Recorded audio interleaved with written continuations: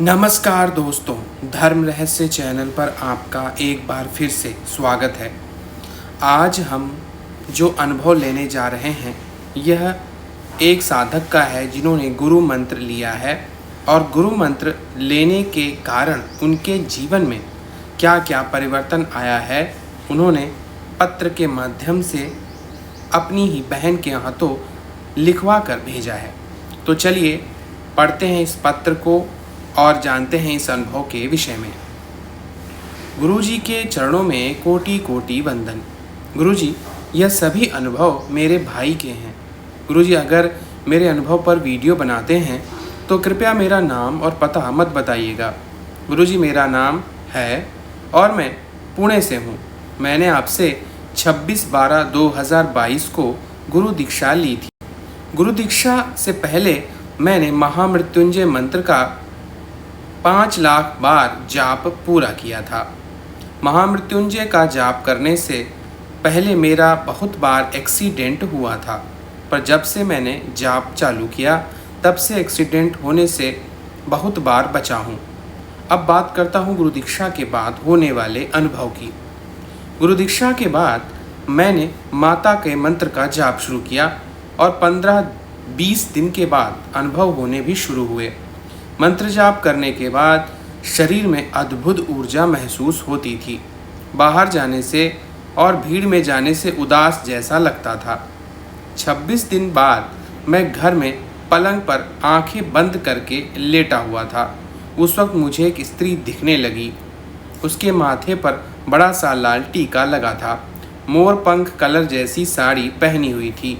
हाथ में कंगन, बालों में गजरा पहना हुआ और मेरे पास आकर मेरा हाथ पकड़कर मुझे अपने घर के आंगन में आटे की चक्की का छोटा सा कमरा है जो कि बहुत दिनों से बंद है, उस कमरे के अंदर ले जाने लगी।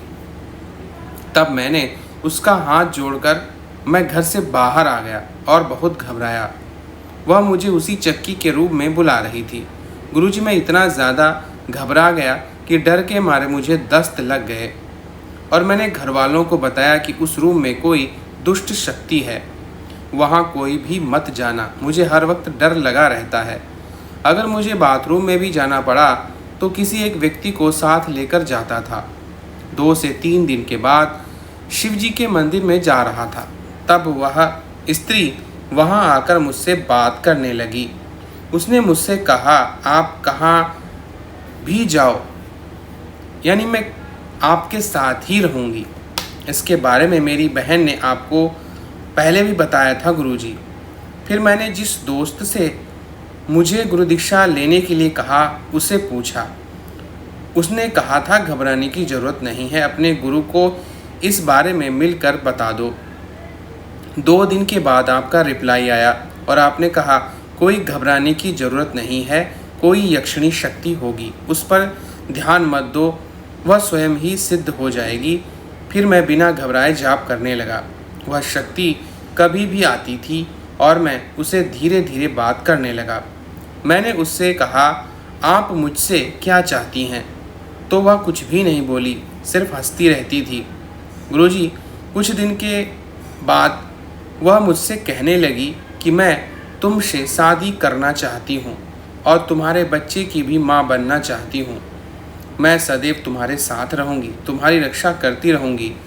मेरा और तुम्हारा बहुत पुराना नाता है। गुरुजी, पहले तो उस शक्ति ने मुझे कहा कि वह एक यक्षिणी है, लेकिन कुछ दिन बाद वह कहने लगी, मैं ना तो यक्षिणी हूँ ना ही कोई अप्सरा, मैं मेघराज की बेटी हूँ।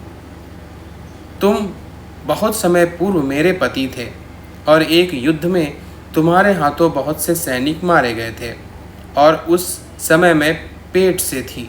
उसी समय तुम्हारी और मेरी मृत्यु हो गई थी, इसलिए मेरी यह इच्छा अपूर्ण रह गई। गुरुजी, मैं जब भी मंत्र का जाप करता हूँ तब ध्यान में जाता हूँ और मेरे मन में कोई सवाल हो तो उसका जवाब मिल जाता है। किसी भी व्यक्ति की कोई समस्या हो या तांत्रिक बाधा हो तो उसका तोड़ तंत्र क्रिया मुझे सब बताते हैं, लेकिन मुझे यह आज तक नहीं पता चला कि कौन मुझे यह सब बताता है। कुछ तंत्र क्रियाएं कारगर साबित होती हैं और कुछ कारगर नहीं साबित भी होती हैं। मैंने कुछ तंत्र क्रियाएं अपने घर की सुरक्षा के लिए की थी। अपने घर के सदस्यों की सुरक्षा के लिए कुछ सफल हुई और कुछ विफल हुई। कोई व्यक्ति अगर अपनी समस्या लेकर मुझसे कहता है तो मैं उसका कार्य करता हूँ और कम से कम वह 70 से 80% वह कार्य पूर्ण होता है और उसका प्रभाव भी रहता है। लेकिन मैं हमेशा ही सोचता रहता हूँ कि लोगों के बारे में कारगर बहुत होता है, मेरे खुद के बारे में कारगर क्यों नहीं होता। मेरी मुसीबतें भी कुछ कम नहीं हो रही। एक जाती है तो दूसरी आ जाती है और घर में समस्या और झगड़े होते रहते हैं। मेरे पास जो शक्ति है उसने अपना नाम, गुरुजी इस नाम को सार्वजनिक ना करें, आपसे यह विनती है। एक दिन की बात है, मैं रात को सो रहा था तो वह आई और मुझसे कहने लगी कि मैं आपको हमारे लोक में घुमाकर लाती हूँ, और हम दोनों निकल पड़े। जब कुछ देर बाद मुझे आकाश में एक बहुत बड़ा नगर दिखाई दिया। नगर के प्रवेश द्वार पर भगवान शिव जी की और भगवान विष्णु की बहुत बड़ी प्रतिमा लगी हुई थी। फिर उसने मुझे पानी के झरने में स्नान करने को कहा। स्नान करके मैं बाहर आया और उसने कहा, कुछ देर मुझसे बात मत करना, हम नगर में प्रवेश करेंगे। मैं गायब करने वाली हूँ, आप किसी को भी साफ दिखाई नहीं देंगे, आप मेरे पीछे चलना। मैं उसके पीछे चलने लगा। कुछ देर बाद हम बहुत बड़े महल में प्रवेश कर गए। महल बहुत बड़ा और विशाल था। उसकी दीवार पर बहुत सारी सुंदर आकृतियाँ और मूर्तियाँ बनाई गई थी। छत के बीच में एक ऐसी जगह थी कि वह कुछ नहीं था। वहाँ से नीला आकाश साफ दिख रहा था। मैंने पूछा, यहाँ यह जगह खाली क्यों छोड़ी? तो उसने बताया कि वहाँ से भगवान भोलेनाथ और भगवान विष्णु के आने का रास्ता है। वहाँ से वो सीधे दरबार में आते हैं। बाद में उस देवी ने मुझे एक जगह ले गई। वहाँ एक बड़ा सा जंगल था, एक झरना था और एक बड़े पेड़ के नीचे हम बैठे थे। गुरुजी, वहाँ का वातावरण अद्भुत था जिसे मैं शब्दों में बयान नहीं कर सकता हूँ। गुरुजी, मैं रोज़ 25,000 मंत्र का जाप करता था। मुझे धीरे धीरे भूत प्रेत आत्माएं और उनके होने का एहसास होने लगा। किसी ने हमारे घर के ऊपर कुछ तंत्र क्रियाएं की थी, वह भी मुझे समझ में आने लगा। मैं थोड़ा घबरा गया, जबकि यह भूत प्रेत और यह तंत्र बाद में मुझे समझ में आने लगा। मैं जब भी महादेव के मंदिर में और माता के मंदिर में जाप करने जाता हूँ तो जाप करते करते मुझे घर की हुई तंत्र बाधा का तोड़ कैसे किया जाए यह सब दिखाई देता है। गुरुजी, एक दिन शिवरात्रि आई और उस समय आपने वीडियो के माध्यम से शिव जी का एक मंत्र दिया था। वह कुछ इस प्रकार से था, ओम नमो भगवते रुद्राय। जिस दिन शिवरात्रि थी उस दिन मैं, मेरी 2 बहनें और एक दोस्त, हम 4 लोग एक पुराने शिव जी के मंदिर में पूरी रात जाप करने वाले थे। हम सब लोग उस रात जाप करने जा रहे थे। जाप करते करते मुझे घना जंगल दिखाई देने लगा। मैं उस जंगल में जा रहा था। एक बड़ा सा बरगद का पेड़ और उसके नीचे साधु सुखासन में बैठकर ध्यान कर रहे थे। मैं उनके पास गया। उसने अपनी आंखें खोली और मेरे को देखकर थोड़ा सा मुस्कुराया और कहा, मुझे तुम्हें कुछ देना है। कुछ देर बाद वह गायब हो गया। एक तरफ जब मैं चल रहा था, दूसरी तरफ मुझे यह सब कुछ दिखाई दे रहा था। मुझे शिव जी का मंत्र बहुत अच्छा लगा और जब भी यह मंत्र का जाप करता हूँ तब शरीर में एक अलग तरह की ऊर्जा का एहसास करता हूँ। मैं बड़े भक्ति भाव और प्रेम के साथ इस मंत्र का जाप गुरु मंत्र के जाप होने के बाद करने लगा। गुरुजी, एक दिन सुबह मैं शिव जी के मंदिर के जाप करने घर पर आया। घर आते ही मुझे कुछ अलग एहसास होने लगा। मैं बहुत घबराया। ऐसा लग रहा था कि कोई मेरे घर के सभी सदस्य मुझ पर कुछ तंत्र क्रिया कर रहे हैं। मुझे शरीर में कमज़ोरी महसूस होने लगी। मैं तुरंत अपने घर में पूजा घर के सामने बैठ गया। आंखें बंद करके देखने लगा कि यह सब क्या हो रहा है। तो मुझे लगा कोई शाबरी मंत्र से मेरे घर पर क्रिया कर रहा है। मैं बहुत घबराया। मैंने घर के सभी लोगों को एक साथ बैठाकर एक सुरक्षा घेरा बनाया और हम सभी उस घेरे में बैठकर 30 से 40 मिनट तक गुरु मंत्र का जाप कर रहे थे। बाद में मुझे एहसास हुआ कि वह शक्ति चली गई है और कुछ समय बाद मुझे अच्छा लगने लगा और मैं स्वस्थ हो गया। उस दिन रात को मैं शिव जी के मंत्र जाप करने गया।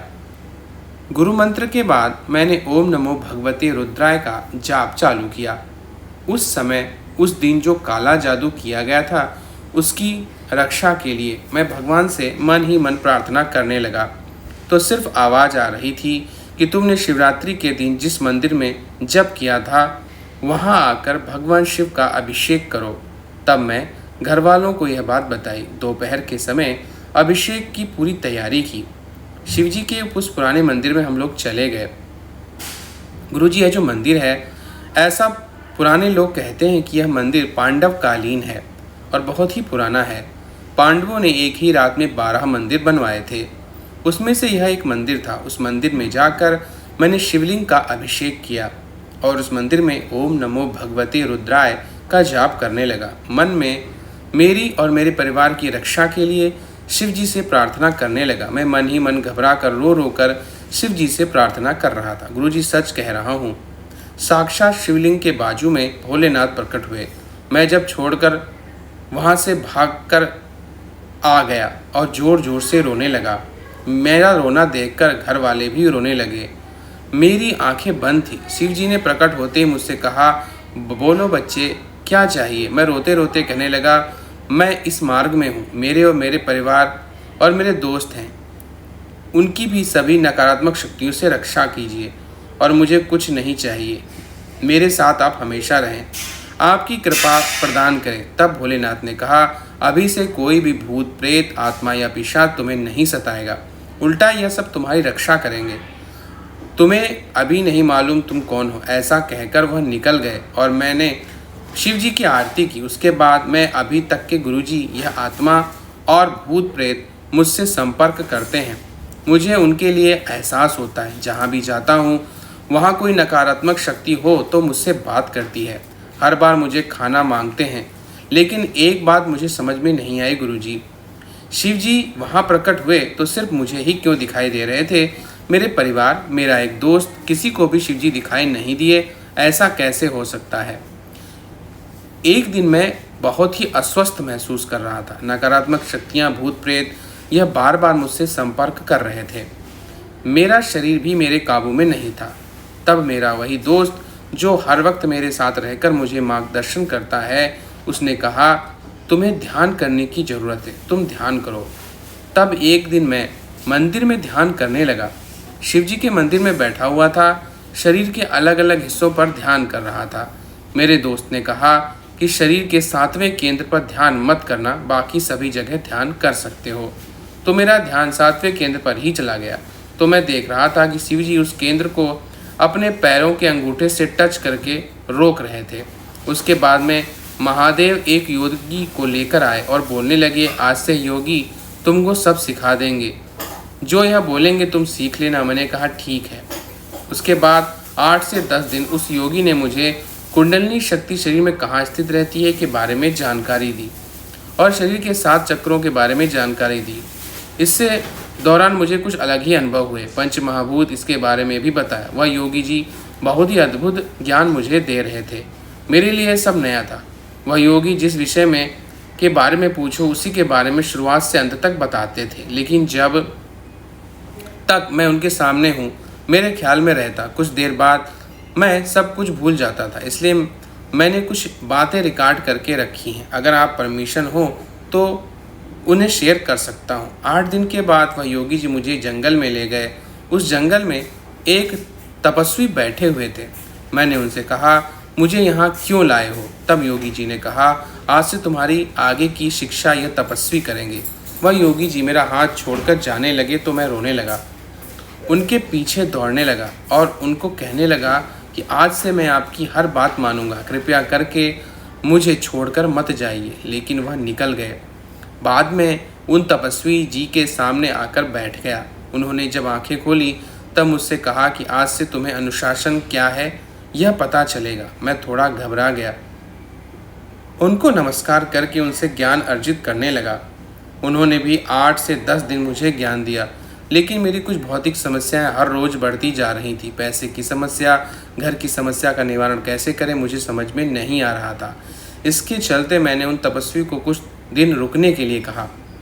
कुछ दिन के बाद मेरा गुरु मंत्र का 9 लाख जाप पूरा हुआ। हमें होम करना था, जैसा हमने अपने दशांश हवन के लिए बताया है।